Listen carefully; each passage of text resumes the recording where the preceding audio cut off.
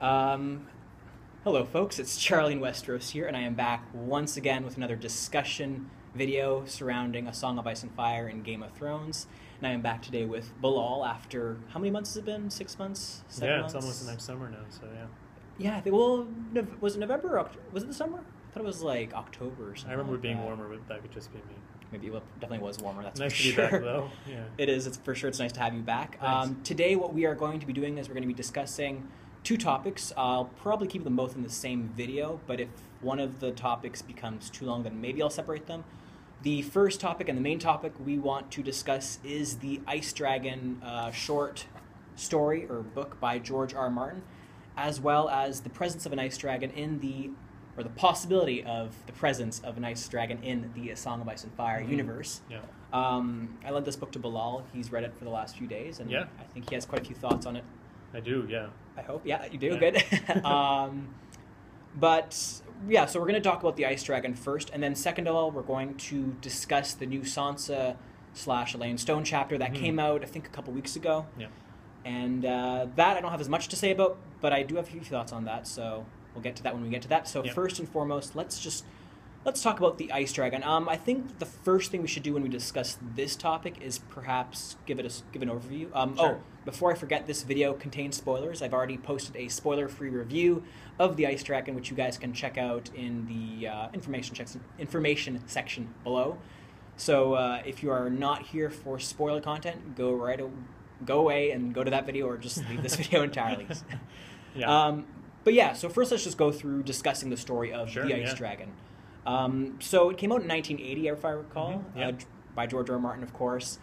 And there's actually a little fun fact you just told me before we turned on this video, and I want you to tell our little audience here what that fact was, which is kind of fascinating. Yeah, it is. So 1980, George R. R. Martin writes this short story, and I guess the way he tries to write it is as a children's novel, and what he describes as this ice dragon that is a dragon that breathes ice, is made of ice.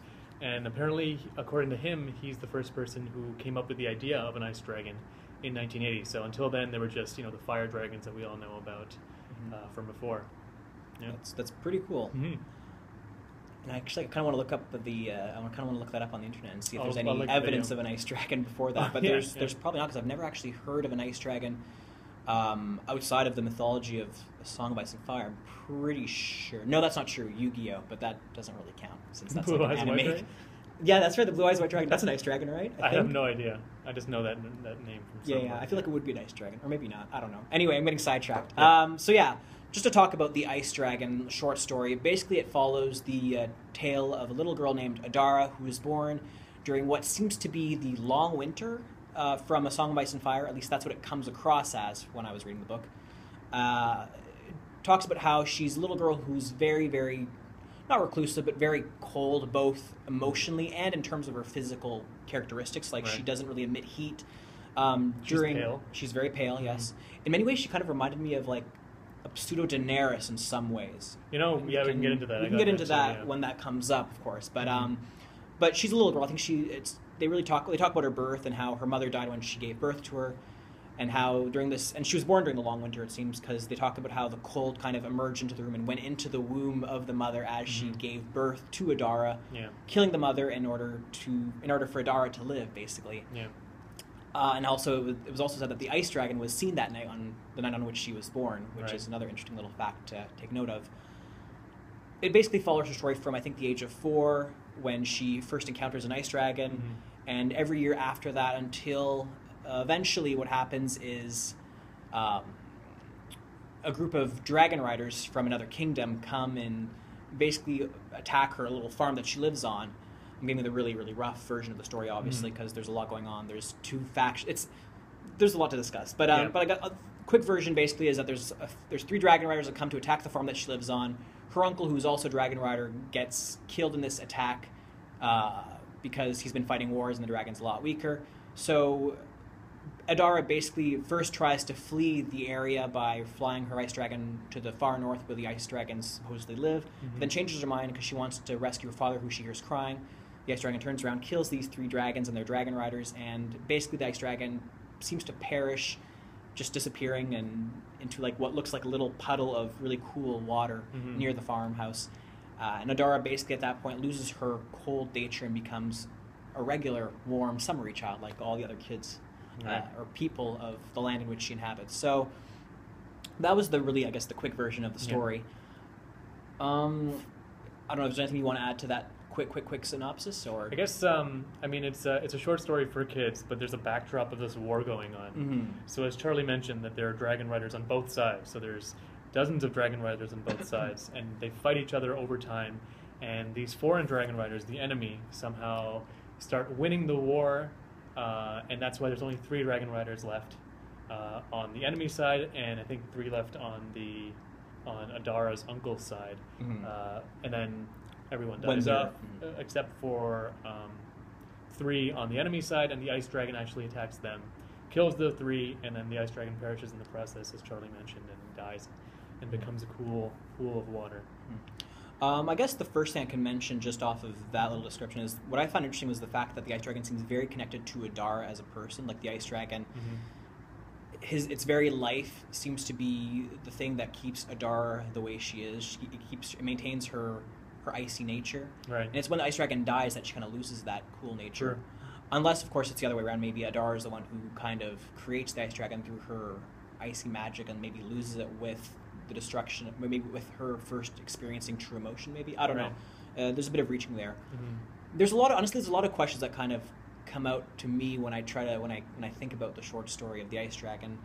I think one of the main questions I have when I was reading this is where exactly is it set? You know, I was wondering if it's possibly set in like a very early version of Valyria, or maybe if it's in Westeros, because there is a description of these two factions, the land in which Adara and her family live, has a king, and I think the colors are described as being gold and green, as the king's colors for their land.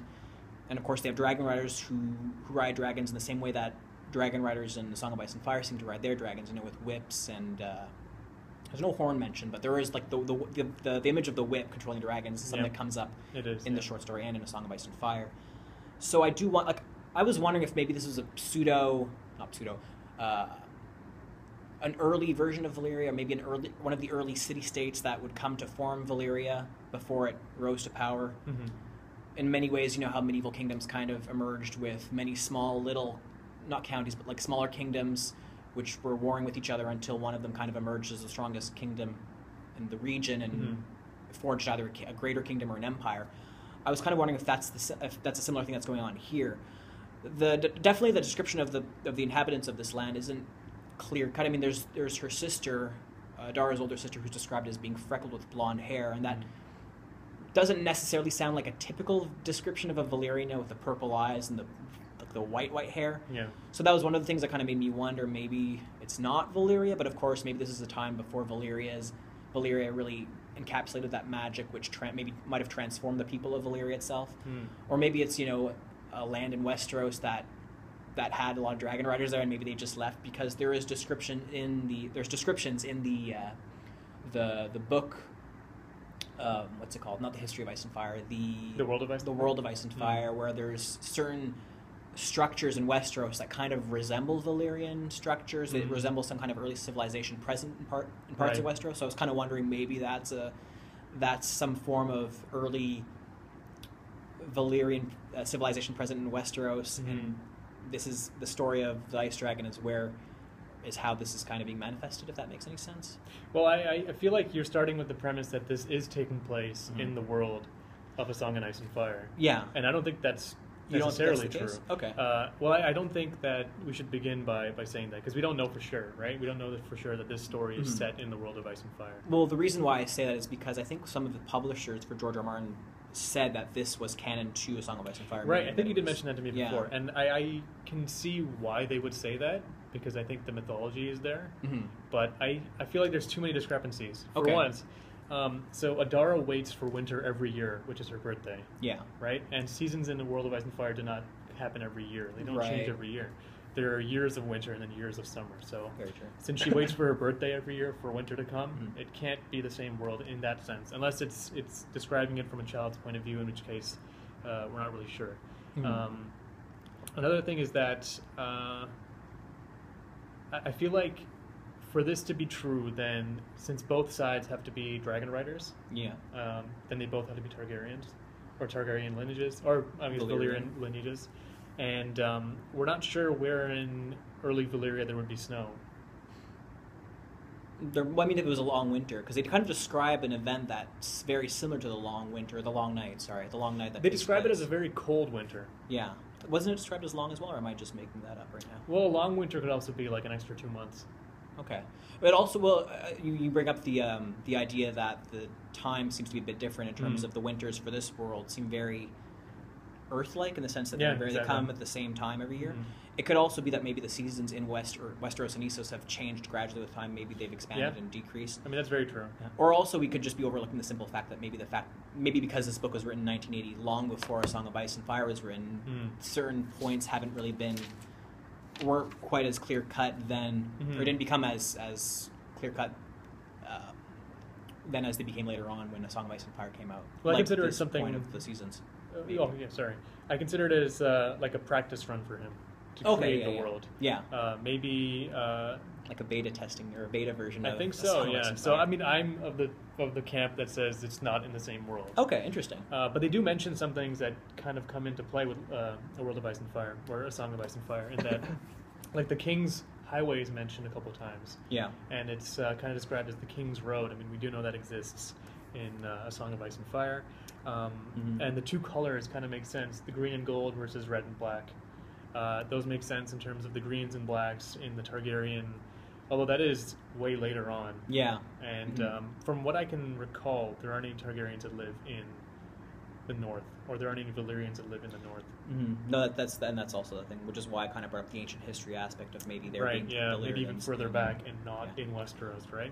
Another thing is we could look at the book as a sort of retelling of a story present within Westeros and Essos, or present within the Song of Ice and Fire series, in the sense that, in many ways, a lot of the mythologies of within that universe kind of get jumbled up and mixed up from their various timelines.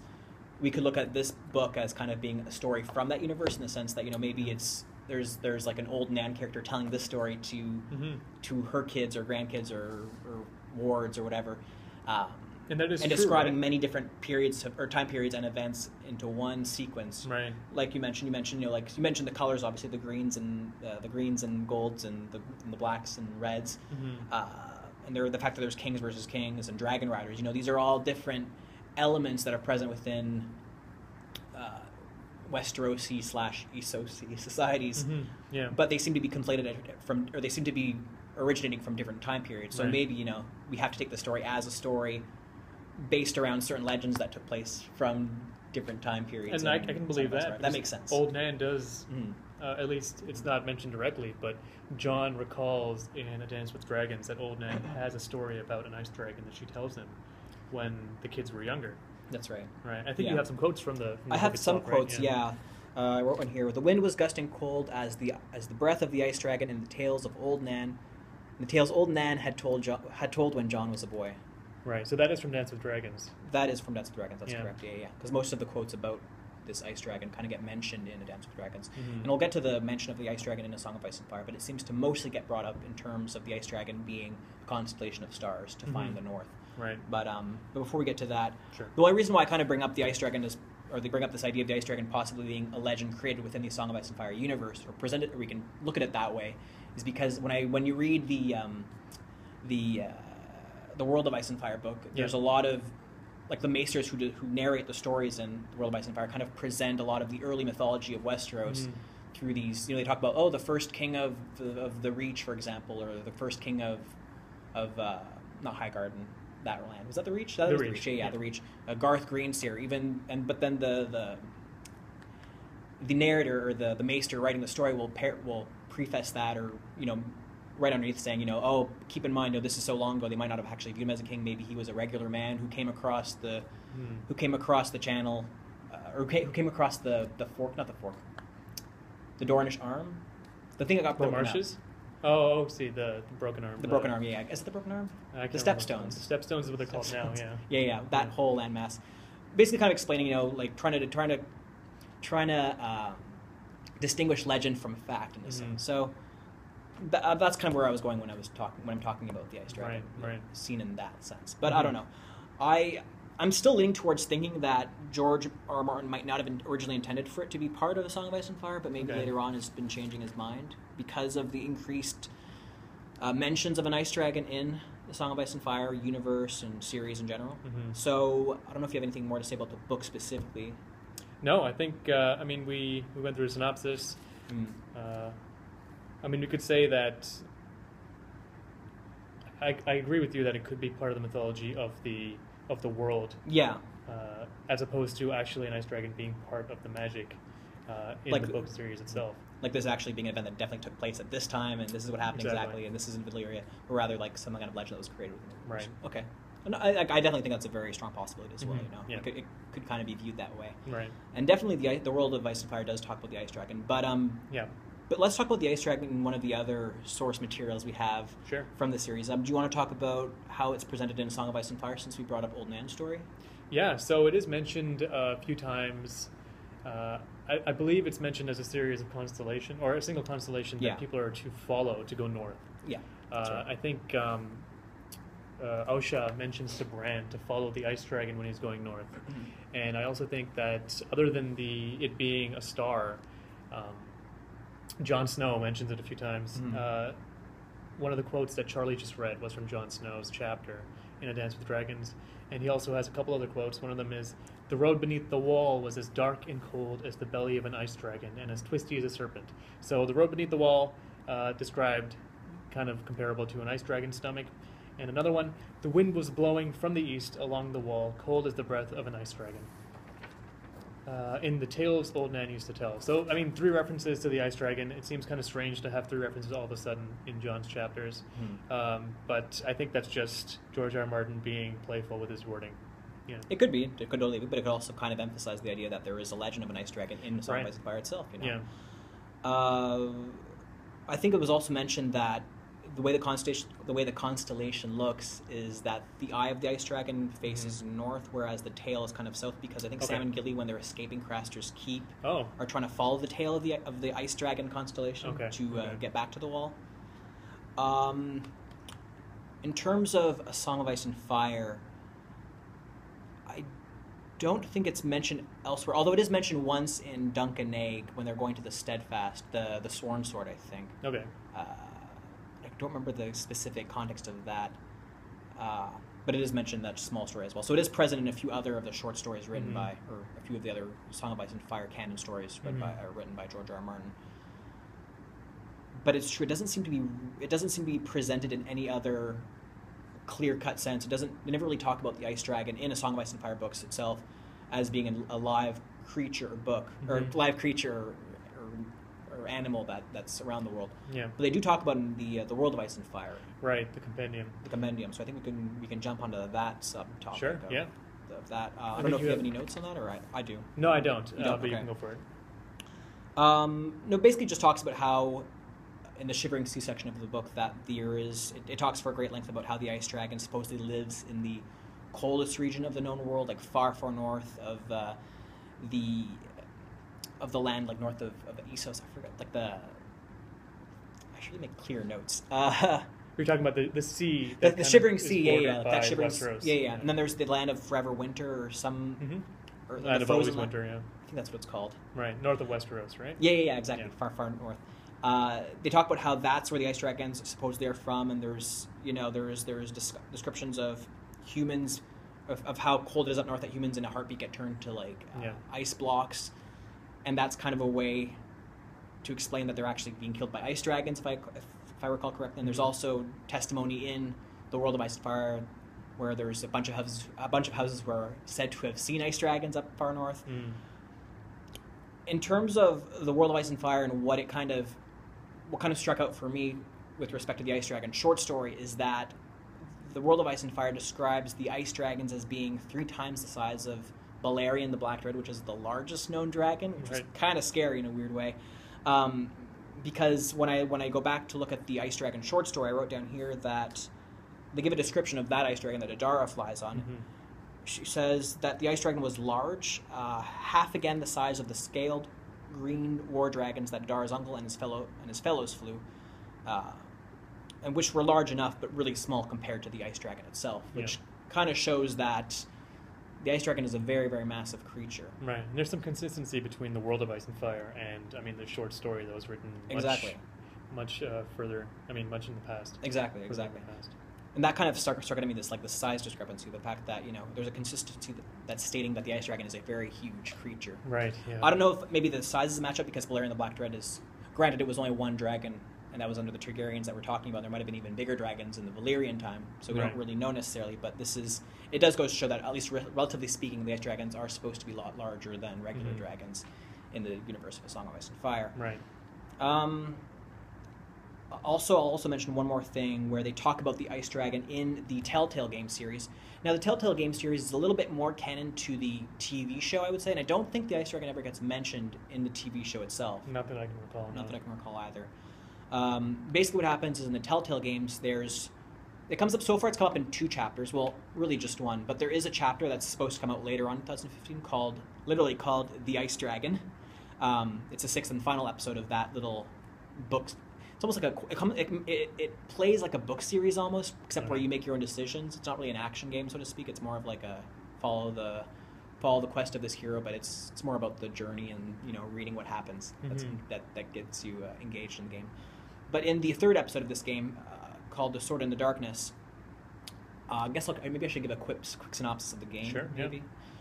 Basically, what happens is so in the game it follows the story of a northern house called the Foresters. Long story short, there is one person who works for the Foresters. He's sent to the Wall, and once he's at the Wall, his uncle, who also works for the Foresters, tells him that he has to find the Northern Grove, which is basically a grove of trees that are supposed to be one of the possessions of the Foresters, this northern house. But the Northern Grove is located north of the Wall. And in order to find this Northern Grove, one of these main characters named Garrett, he gets a map from his uncle, and he notices that the quote on this map says, quote, "The Northern Grove is beneath the watchful eye of the Ice Dragon." And it states, and this character states, "Bloody Ice Dragon, gods be good, now that I would love to see." And basically what I was kind of wondering from that is whether this quote was meant to be symbolic, or if it was meant to actually be a real dragon, like that he's sorry, I don't know where I'm going with this. I'm kind of lost my train of thought here. Take that back for a second. Sure. Basically, it's referring to the constellation of stars in the north, because this Northern Grove is found under the eye of the Ice Dragon, which is the brightest star or one of the bright stars in the north. But the character himself is explaining that, I'd love to see an ice dragon, an actual ice dragon. So I wonder if that's a way for George R.R. Martin or the TV show to kind of hint at maybe there being an actual ice dragon present in that specific location in the north where this Northern Grove is. Oh, okay.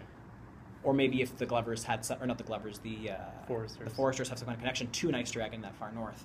Now I have my own theory about the possible presence of an ice dragon, if there is one in A Song of Ice and Fire, but I'll get to that in a little bit. Okay. But that's just how it comes up in the Telltale game series. And I'll be very curious to see how it comes up in this last chapter of the Telltale game series, Chapter 6, or Episode 6, which is, of course, like I said, called The Ice Dragon. I don't know if you have any thoughts on that before going to my next thought. No, I mean, the game seems interesting. I think that it's just a wink and nod to George R.R. Martin's book as opposed to an actual ice dragon. Yeah. But we can talk about whether we think it actually exists or not in the I think we've gone over enough of the sub points where it kind of comes up in different of the work based around A Song of Ice and Fire and A Song of Ice and Fire itself that we can kind of discuss whether it's just a constellation, right? Whether it's an actual ice dragon, or whether it's a metaphor for something else. So do you think it actually exists in the world?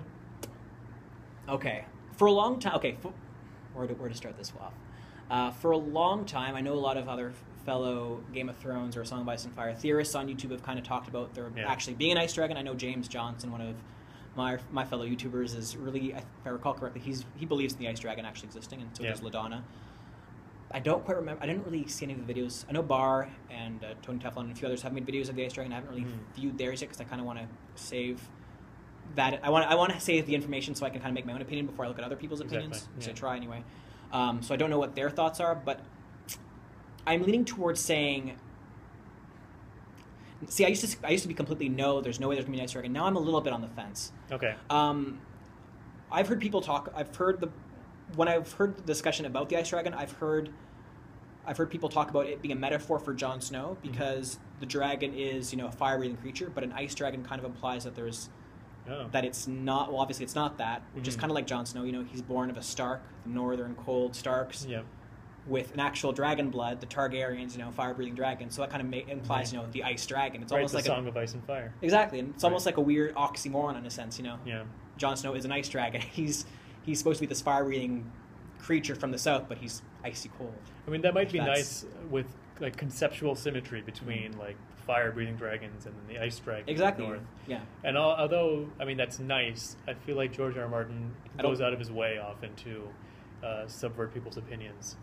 That is very true. And to change what people expect to happen. So I'm of the boat that, again, I think I already mentioned this, I don't think it actually exists in the world. I think it might be a story in the world. And I think this story was his excursion into how he would describe the others in A Song of Ice and Fire. So, I mean, the first thing you hear about the ice dragon in the book is that it comes with the winter or the winter comes with it. Right, so either it comes first and the winter comes with it, or winter comes and the ice dragon comes. So it's almost exactly as how the White Walkers are described in the Song of Ice and Fire series. Nobody knows if the winter comes with them, or if they come when the winter comes. So I think or if they bring by winter, you mean? Yeah, if they're brought by winter. And Adara is described as pale, kind of like the Night's King, right? The Night's King is described in that way. So I think that's interesting that there's that similarity. I think these are just characters, and that the real story of A Song of Ice and Fire was just after he had been experienced with writing something like this. And a lot of his writing style comes through quite well in this. I mean, it's a children's book, but it's, I think you mentioned in your spoiler free review, that it's not really made for children. It's quite violent, and there are points where he describes different injuries, which he likes to do a lot and is very good at doing. He describes different injuries about people having their skin burned off and, their bones showing and their eyes.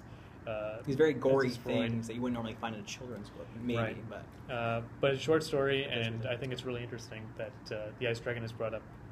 And this, I think, was a re-released version of the book, too, right? That's right. So it's been out of print for a while. But I'm glad it came out again, because it's a beautiful book with the artwork inside. I mentioned in my other review. Yeah, it is very good.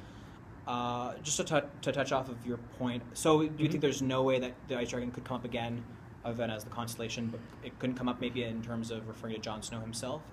Like maybe they could, proclaim him the Ice Dragon. Right. I mean, I don't know if he is the son of Rhaegar and Lyanna, of course. Right. I think that's fine.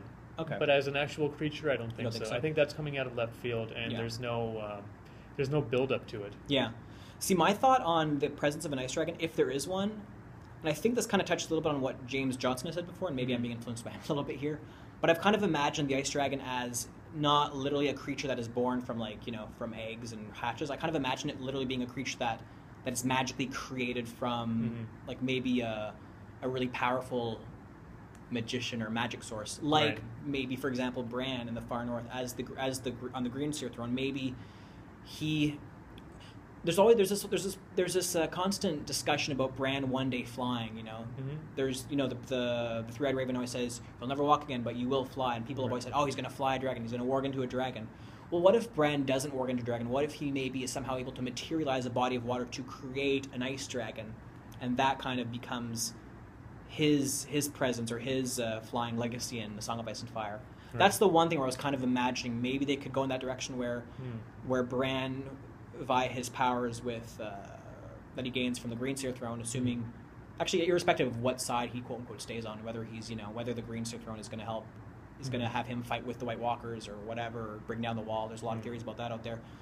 But I could maybe see him, again, materializing out of some kind of pool of water in the far north that maybe an ice dragon once emerged from, creating another ice dragon, possibly to fight at some point in The Song of Ice and Fire. I don't know. That's the only time I kind of wondered maybe that's a possibility. That sounds interesting, but again, it feels like it's coming out of nowhere, doesn't it? Yeah. Oh, it is. In a sense, I'm not blaming you for that. But I just... it does feel like it comes out of nowhere. That's the thing, right? Because there's been no mention of Ice Dragon, at least not overtly so far in A Song of Ice and Fire. It's kind of come up in very small, tiny ways. And we talked about rules of magic before in a previous discussion. I feel like that is breaking those rules somehow. I don't know why. I mean, manipulating ice has never really been part of the series yet. I mean, the others might do it. Yeah, because the others do bring. Sure. We saw that one thing in the TV show with the Night's King, I think it is. It looked, at least that's what they called him. I don't know if Right, he was yeah. anything. Turning the baby? Yeah, turning the baby. Right. And that's funny because that baby, like you just mentioned a little bit ago, it reminded me a lot of Adara in some ways. You know, Right. the white skin. Although granted, Adara I think had normal eyes. It doesn't really describe it, but she Yeah. comes across more as a regular child somewhat than this ice White Walker baby. Mm-hmm. So there definitely is some, like, you know, magic in Song of Ice and Fire in terms of bringing back the dead. Mm-hmm. And if there is a pool of water at some point in the north that was once an ice dragon, maybe an ice dragon could be raised from the dead in that sense. That's where I'm kind of looking at it from in terms of the whole magic of bringing people or creatures or animals or whatever back from the dead in that sense. And even at the end of the ice dragon story, you know, it does describe the ice dragon as being just a pool of water. Or, After it melts, yeah. After it melts, so. Do you think that it has to be a particular pool of water and not just any water? Well, that's what I'm kind of wondering. I'm kind of wondering, given that they describe ice dragons as supposedly living up far in the north. Yeah. Maybe there was some, you know, maybe there is just one ice dragon in the entire world. Maybe there is just one ice dragon that kind of died in this far northern region, and that one pool of water is what Bran has to materialize to make an ice dragon. Again, I have no idea what's going to happen. I don't even know if this is, you know, I'm kind of we're just playing reaching with it. right. Yeah, I'm playing with it, exactly. Yeah. So that's the one way I could kind of see an ice dragon come out. I don't really. It does seem very random in many ways, though. I will agree with you on that. What do you think was the? Oh, sorry. I was going to ask. What do you think was the point of the short story, or the theme, or the message? That's a good question, because in some ways it comes across as Adara isn't really being true to herself in some way. You know, because she's born being a nice child. You know, being who she is, and she wants and she almost, you know, follows her quote unquote nature and makes the choice of escaping this war-torn area where her family's, you know, about to get destroyed and. The kingdom that she once lived in is about to get ruined and all that. Yeah. But the last second, she makes a decision to change her mind and, like, express true emotion. So either you could read it as in a way in which, you know, Adara betrays herself to save others, or you could see in a way as Adara kind of, or as in a way in which Adara discovers herself. Yeah, actually, that's what I was thinking too. And releases her this cover, this protection that she had formed from birth. Right, because normally she's distant from her family members, but I think what I thought was that she grows up, and as she's growing up, and she lets go of this ice dragon, which she's mentioned as writing it a few times, but nobody really knows that she has been writing it, so I'm not even sure if it's actually in her mind or not. That's another thing I was kind of wondering. What if the ice dragon is Adara herself, you know? I mean, they always talk about her encountering the ice dragon. Maybe in a way it's just her way of you know, of not making it logical or something, maybe rationalizing to herself that she's flying on another creature, she's encountering a creature, as opposed to maybe she herself transforming into this ice dragon. Right, just childhood imagination. Yeah, and then like once she fights these three dragons, her ice dragon self melts away, and she becomes, and all that's left is the little girl. Yeah. Who is a human like anybody else. That's interesting, and it may be, and it feels like that she grows up at the end, and then she kind of has to take in her own responsibility for being part of her family, because she saves them. Yeah. And I think that's a very interesting thing, because at the end she basically thaws and becomes a summer child. That's one thing that was really interesting. It's this constant image that ice, like cold, winter, ice, it's always synonymous with, you know, not with a lack of emotion, with a lack of friendliness or closeness to people. Or it's not really, doesn't necessarily come across as a good thing, which I kind of wonder if that same image is necessary to transpose on A Song of Ice and Fire, because there's been a lot of discussion as to whether or not the White Walkers and their whole motivation is perhaps a good one in the end, because we've kind of seen the White Walkers as being this evil force trying to march down and take over Westeros and Essos and you know, impose a long winter, a long night on them, on the regular good humans. So I don't know. And on the opposite side, there's fire too, and fire burns and fire hurts and fire destroys too. So the Valyrians invade. Right. Yeah. Sack small empires and stuff. So I don't know. That was just one thought that kind of just came out at the top of my head when we were discussing this. So I really don't know. I'm really undecided about the ice dragon topic in general. Yeah. I know you're pretty much decided there's not going to be an ice dragon on. Yeah, I'm pretty much decided on that. Okay. But I'd like to hear everyone else's point of view in the comments too. Please let us know. Do you think there will be an ice dragon in A Song of Ice and Fire? Is the ice dragon just a constellation? Is it a metaphor for Jon Snow? What is the ice dragon? Yeah. Please let us know. Good question. Okay, so I guess we can move on to our next topic, and that is the Sansa chapter that was just released a few weeks ago. Apparently, this chapter was supposed to be released with the Dance with Dragons book that came out in 2011. Oh, was it? Yeah, it was apparently, but then it got pushed back to be released with Winds of Winter. So it's been out there for quite a while, apparently, or at least it's been written for quite a while, but it has been, released. Well, this would have been the only Elaine chapter in the book then. Basically, that's true, yeah, because there was no Elaine chapter in Dance with Dragons, was there? Right. Good point. Well, it was an interesting chapter, and I mean, in some ways, I thought at first when I first read it, I thought it didn't really bring that much to the table. I was kind of like, oh, this is kind of like a bit of a pointless chapter. But then, I really gave it some thought and decided, no, there's quite a bit there. There's quite a bit to there, beyond introducing some new characters like Harold and a few other Vale Lords. Did you have any thoughts you want to bring up first on that chapter, or do you want me to jump? I guess we can kind of, summarize it a bit. It's just, okay. Do you want to give a summary of the chapter? Yeah, it's the build-up to the tournament of the Winged Knight. So this is a tournament that was concocted by Elaine.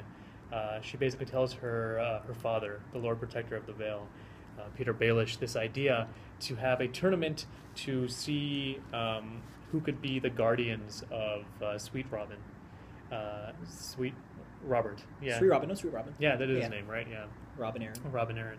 So she mentions this idea to Robin Arryn, and he wants to have 8 knights to protect him. So they have this tournament, and this is the build-up to the tournament. So she has to interact with different people that come to the Vale, and one of the people is Harry Harding, or is it Harry Wainwood? Harry Harding. Harding. H-A-R-D-Y-N-G. Right. So I think it's Harding. Harding. So this is supposed to be her betrothed, and when she marries him, people already know that he's the heir to the Vale. And if she marries him and something were to happen to Sweet Robin, then she would be the next Lady of the Vale. And this was the plan all along from Peter Baelish. And so it builds up to that, and she finally meets him, and she exchanges some interesting words with him.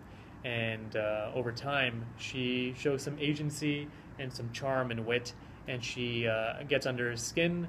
She pisses him off a bit, she dances with him a bit, and there's a bit of flirtatious behavior. And it ends on a very interesting line, which I think we'll get into at the end.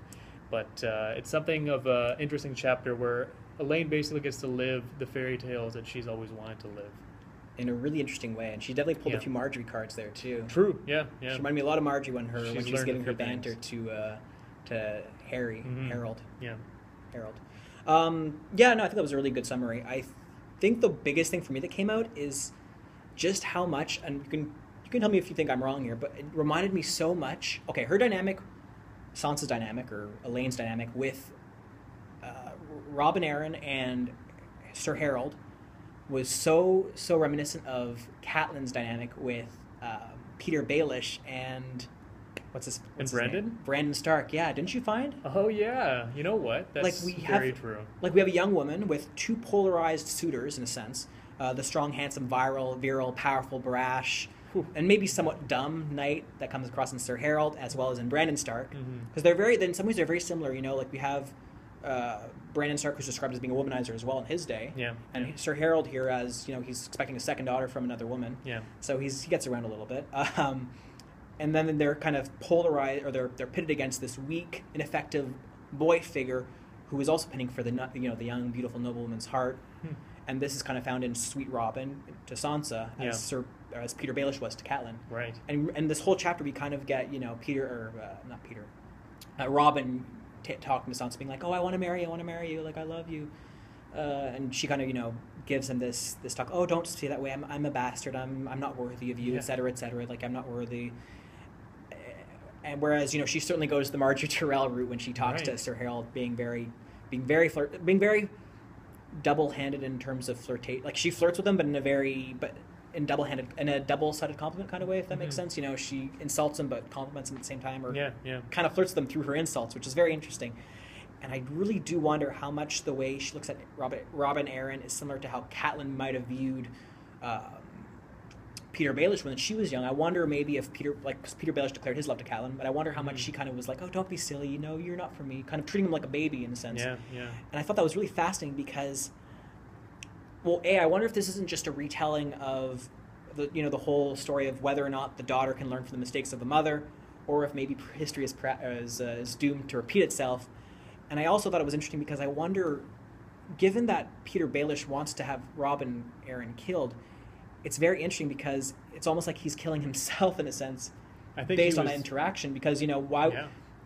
You would think, objectively speaking, maybe I'm putting too much logic into this, but maybe you would think that given that Peter Baelish went through this himself at his youth, maybe he'd want to have more sympathy for Robin Arryn in a sense. But of course, there's a lot more things at play than that, so I can't just make it so clear cut. But I thought that was kind of an interesting dynamic, given that interaction from Sansa to Robin Arryn and Peter Baelish with her mother, Catelyn.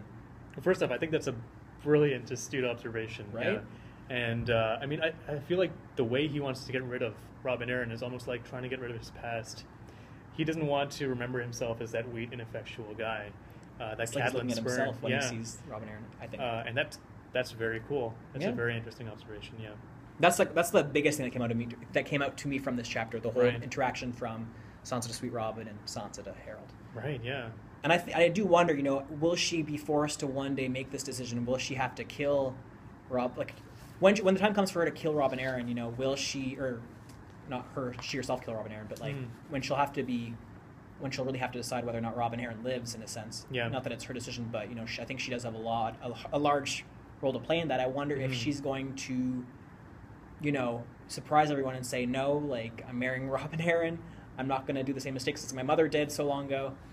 I don't even know if she remembers who she was in the past. Well, that too, she's also a very changing person now. She's not the sweet, innocent. She's still okay. She's still. No, I can't say she's that innocent anymore either, in many senses. Sansa. You mentioned that, but I feel like what I found really interesting was the dynamic between her own internal monologue versus how she acted outside. So there's a point where she dances with different people. Yeah. And she dances with Harry as well. And so she, in her head, she speaks about how she looks ugly, how she wants to get her hair out of the way so it's not in her face. And she's self-deprecating all the time inside. But on the outside, she's charming, she's flirtatious, and I think that... she's playing a role. She's playing her role, yeah. So it's a lot of... much of these chapters with Elaine and now Arya as well are them playing different roles of themselves and changing who they are. And basically, when you change yourself up to a point, when do you forget who you were, right? So I'm wondering if Elaine even remembers that this was a similar thing that happened with her mother. You just brought this up for me. I don't know if I would remember either. Yeah. Well, no, it's a very good thing to ponder on. I wonder. I really do think this, at the end of the day, might be a big, not a big deciding factor, but it definitely will play a role at the end of the day in terms of deciding Robin Arryn's fate and possibly even Harold's fate, or Sir Harry's fate, possibly. Another thing that kind of struck out to me at this chapter was how, this is going to sound strange, but almost how intelligent Robin is. Because there's one quote where he says, "I hate that Harry," Sweet Robin said when she was gone. He calls me cousin, but he's just waiting for me to die so he can take the Eyrie. He thinks I don't know, but I do. Right. I wonder, if he knows that means other people must know that too, right? Oh, I think it's kind of a common knowledge type of thing. Right, and if that's it's like one of those hidden truths that, he's the heir. Right, he's the weak little kid. He's the heir. Exactly. Put your eggs in the right basket. That makes me believe that the way they have to get rid of Robin has to be very intelligent. It has to look like an accident. Yeah. Or that he died himself. And, Peter and Sansa can't be near them at all, because Sansa's going to be married off to the new heir of the Vale. But I also wonder, is this the kind of thing that people will want to remember or consciously think about? If everyone, and this is a big if a lot of the Lord Vales kind of wish or want Robin Arryn to be dead, but they don't, it's not something they outwardly speak, but it's kind of the thing that they're kind of thinking about or desiring if they're putting their support in with Harry, then I wonder if people will care or will care that much when if Robin Arryn dies.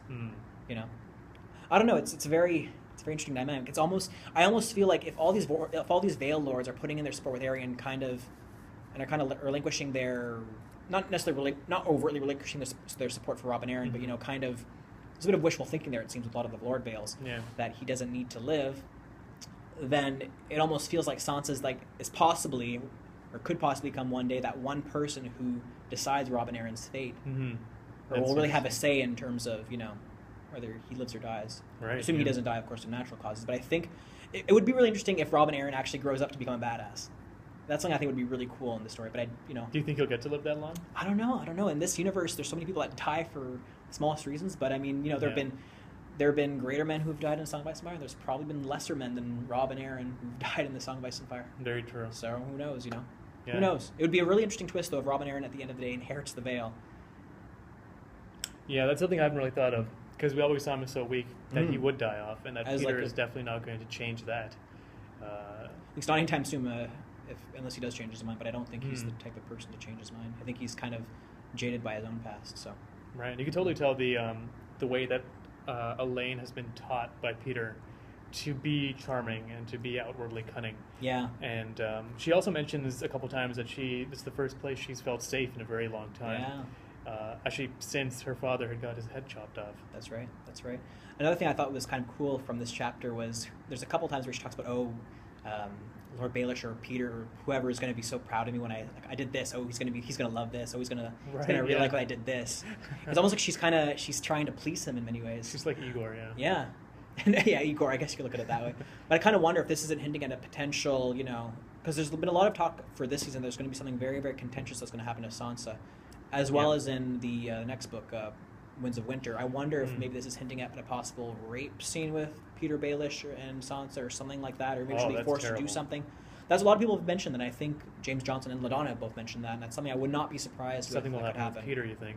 Yeah. Well, there's also been a lot of talk for this coming season that there's going to be a Bolton Sansa marriage. Right. I don't know. I'm trying to figure out how that's going to happen, but yeah, we can discuss that in a second. we could discuss that if you want. What we just mentioned was, Yeah? the rape scene with Peter Baelish.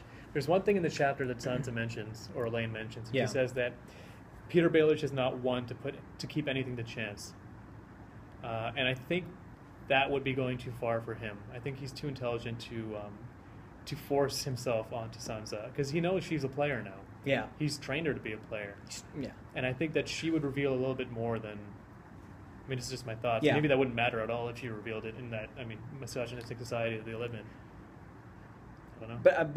But the thing is, to what point do you think he realizes she's a player? I know he's trained her to be a player. Do you think he's aware of how significant she's becoming? Because at the end of the day, I think his fate is in Sansa's hands. I think something's going to happen where she's going to be the one to off Peter Baelish. Yeah. Or be responsible for his demise. We don't know, but that's we don't really know what his plan is at the end of the day either. That's true. Well, from what we know, his plan is to make her the Lady of Winterfell and have her marry Harry the Heir, so that the Vale and the North can be kind of united to fight the people that have wronged Sansa. But that didn't sound like it would be his goal. No, of course.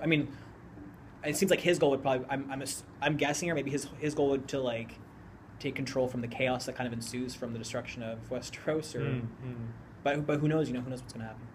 I don't know. That the show's kind of hinted that he's the kind of person who loves chaos and kind of thrives off of this mass warfare and destruction.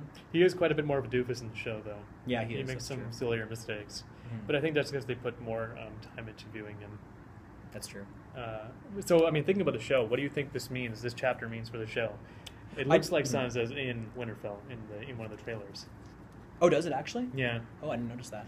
In the latest trailer, there's a scene where she's in the crypts of Winterfell. Really? And a couple people have mentioned that it looks exactly like the crypts of Winterfell. And that's why the Bolton-Stark marriage may be something that comes up. That's going to be really... If they actually have a Sansa marrying Ramsay... So I don't think there'll be a marriage, at least not yet. But I think that... But how did she get to Winterfell of all places? See, in the show, it looks like the Lords of the Vale already know who she is. Yeah. Oh, yeah, that's what it comes across as, yeah. Because, they reveal her to be Sansa Stark in the Vale. Yeah. Peter does. Yeah. And, it was poorly handled, I think, the way that they explained off Lysa's death, that she was suicidal. But in any case, I think they're going to leave the Vale entirely. I think it's not going to be part of the season at all. I thought what they're going to do for Sansa this season is that they're going to have her fill in for the Lady Stoneheart role and kind of go around killing off the Freys who've wronged her, kind of like how Lady Stoneheart did in the that's what I thought at first, book. But I think that she's not there yet. She's not that cold. I think that they're going to take her to Winterfell, and Ramsay is going to act like Harry Harding, a character similar to Harry Harding in the book. And I think that she is... Do you think Ramsay's going to know that she's Sansa, or are they going to play her off as like a fake Arya, or... I don't know. That I don't know. I haven't really thought it all through if they would have a fake Arya at all. But then I think that this will end up being Theon rescuing Sansa and escaping Winterfell, kind of like he would have escaped with Jane Poole. Yeah. But that almost... Not that the story's already changed up completely, but it's going to change up the story even more if that happens, Right, yeah. Because this book is going in a very different direction so far compared to if it goes that direction in the show. True, very true. One thing I did think about the TV show for this chapter for Sansa is that I think in many ways, kind of like how last season when they released the Mercy chapter, it kind of got not parodied but kind of got mirrored in the TV show when Arya goes into the inn and kills what's his face, Polliver, I think. I forget how they mirrored each other, but it was the way she killed the guy, or she killed him while mentioning what he said to Lana. Right, yeah. Which is what she did in the Mercy chapter, right? I think. No, she does that. Something happened in the Mercy chapter where the Mercy chapter was the one where she acts where she's in on the play, yeah. But there was somehow that the Mercy chapter mirrored that scene in the TV show, and I can't remember how it did. I couldn't remember. Oh God, I can't. See, I have to pay more attention to these things. Somehow mirrored each other. And I think somehow this chapter that was just released for Sansa is going to get mirrored in one of the episodes, one of the earlier episodes of this current season of Game of Thrones. Well, George R. R. Martin had more to do with the previous seasons. He's not writing any more episodes of the show. Got to focus on that Winds of Winter, which apparently is coming out next year. That's crazy. Yeah, that's right. He wants to release it before season 6 starts, which would be really, really good. Yeah, that'd be pretty cool. Yeah, because at this point we're all caught up to the TV show. So definitely, yeah, and it's coming up tomorrow. That's right, tomorrow, exciting. And you're going to come over and watch it. Yeah, it's going to be awesome. Yeah. Okay, I don't really have any other thoughts or comments to say on either the Sansa chapter or the Ice Dragon itself. At this point, no. I think I'm okay. I think we're both fairly skeptical of the Ice Dragon in general coming up in the Song of Ice and Fire. Right, yeah. But we're both intrigued by the new Sansa chapter, and there's more to it than just meets the eye. At first, she does seem like she is the same person she's always been, self-deprecating and afraid of crying in public. Yeah, that's true. That comes up, don't cry, Sansa, don't cry. Yeah. I mean, she speaks to herself a couple times like that. What do you think of Maya Stone? She gets mentioned a bit in this chapter, too. Yeah, she does. So she was betrothed to somebody who's now marrying somebody else, so she's a bit upset about that. I thought it's because she had his child out of wedlock. That might have been it. But then since she's a bastard, they don't want him to marry her, so... Yeah, so she is mentioned again. I don't know if she'll ever come up. Yeah, I don't know how significant she'll be. She kind of reminds me a little bit of Robert Baratheon in terms of her stubbornness and brashness. Yeah, I get Robert Baratheon vibes, which is kind of cool. That is good. A young woman. That's good. Well, it is his daughter. Exactly right. Yeah. Exactly. Okay, well, I guess we can end things at that. Again, thank you, folks, for watching. We'll both be back, I'm sure, with many more Game of Thrones or Song of Ice and Fire discussion videos this spring. Well, I guess it's almost like winter still here in Canada, kind of. But anyway, this spring and obviously the summer season, I hope. Yeah. Stay tuned for more videos. I will be doing, like I said, French Game of Thrones video reviews for the TV show. Spoiler. Actually, I don't know if we'll do spoiler friendly. I will be doing the spoiler friendly reviews with James Johnson and the Small Council on Wednesday, so please stay tuned for that. Otherwise, I hope you enjoyed this video. Don't forget to like, subscribe, leave a comment if you have any thoughts on anything we've just said in this video. Yeah, please. And of course, don't forget to follow me on any of the following social media sites below, in the info section below. I don't know, Bilal, do you have anything you want to shout out or put out there?